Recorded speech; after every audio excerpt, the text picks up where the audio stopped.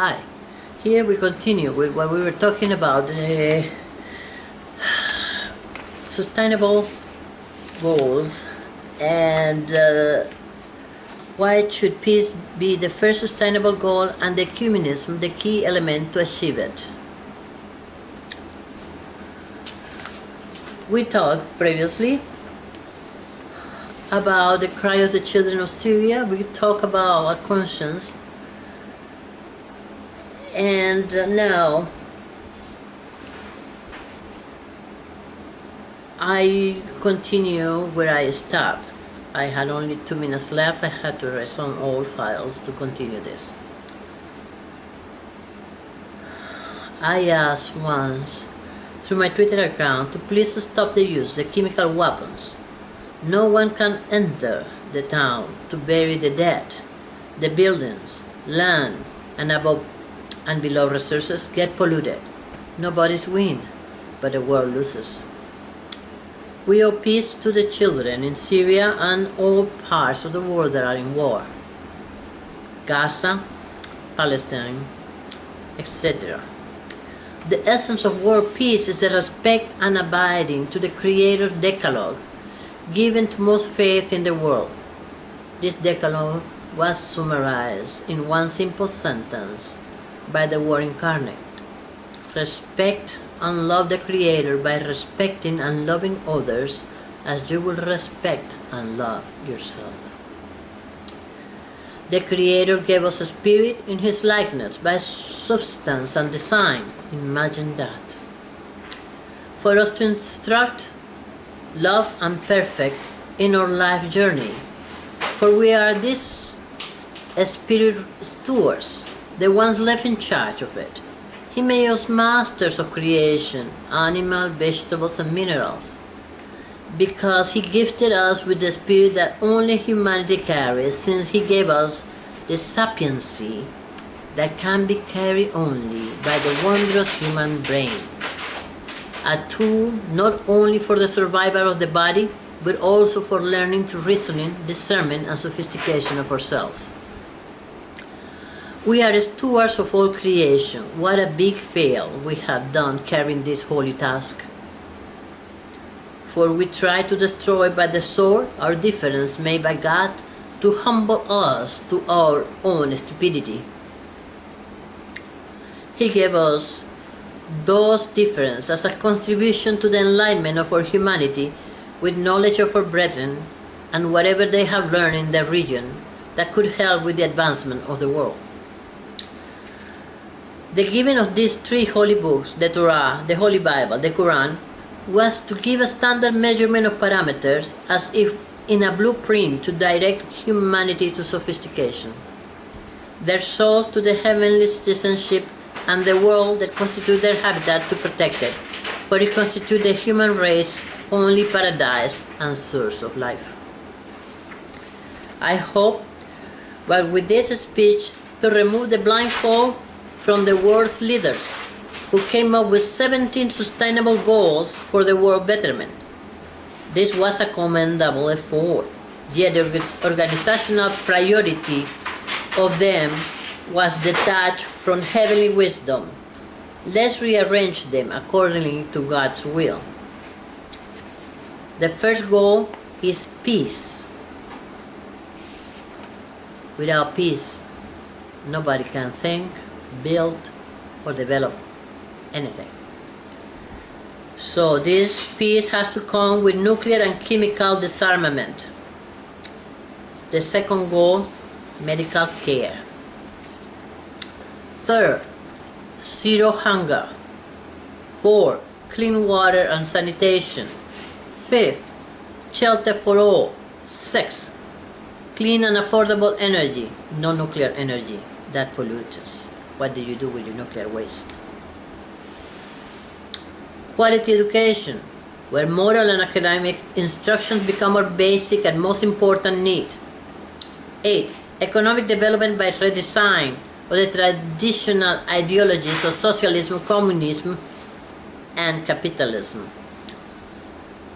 That's the 9th. Work availability in an environment of justice, peace, fairness, and safety. 10th, responsible use of atmosphere, earth and water resources, and the consequential protection against destruction and pollution. 11. Immediate implementation of these goals to build a new world where communities are all-inclusive, safe, resilient, and sustainable. Immediate implementation, not to wait 15 years, but it's here and now. And to carry out these goals, I have designed, in the name of TU, Global International, CSR, Community Sustainability Redevelopment Company. Not only to build affordable housing for relocation of people in need, but also to implement a basic economic structure for community development and the breaking from the cycle of poverty. Once, as a kindergarten teacher, I ran into a student whose name brought to mind a great prayer meant for leaders who think out of the box, who, when given lemons, decide to make lemonade. This prayer is called the Jabez Prayer, 1 Chronicle 4, 9-10. As the story goes, Jabez was one of many brothers who had the lot to bear the sore name of born in pain, given by his mother. Because of this, he asked God to compensate for it by saying, "If you truly bless me, you will extend my land. Your hand will be with me. You will keep harm away, and my distress will cease." God granted what he asked for, and he won more honor than the rest of his brothers. Why?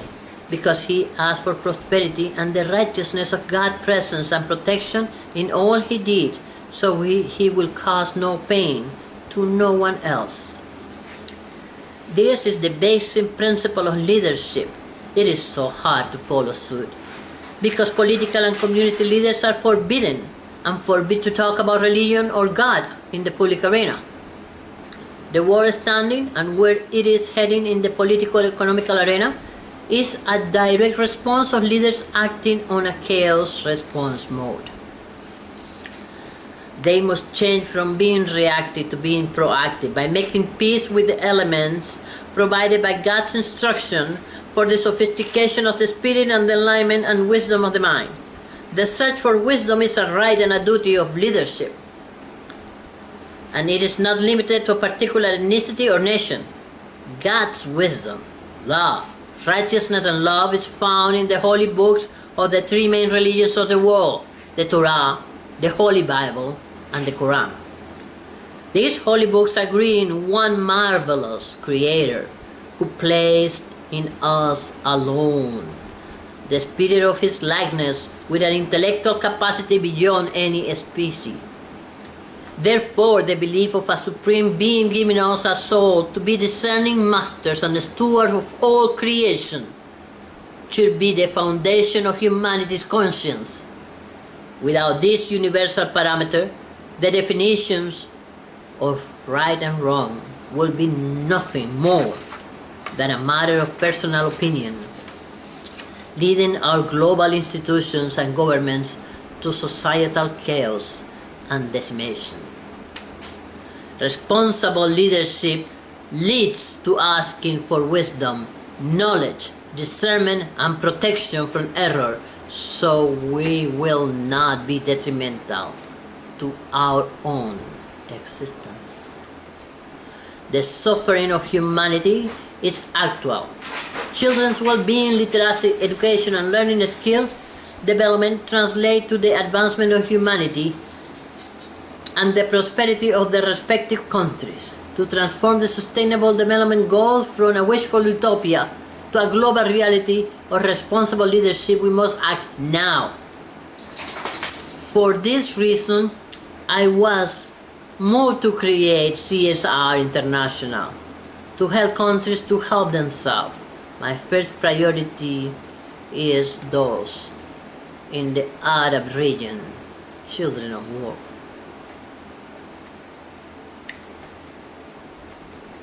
Many thousands of them will die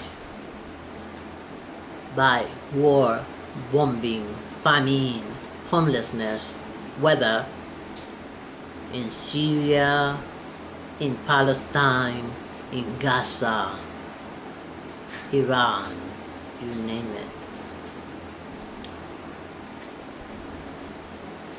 Help God to help them by carrying on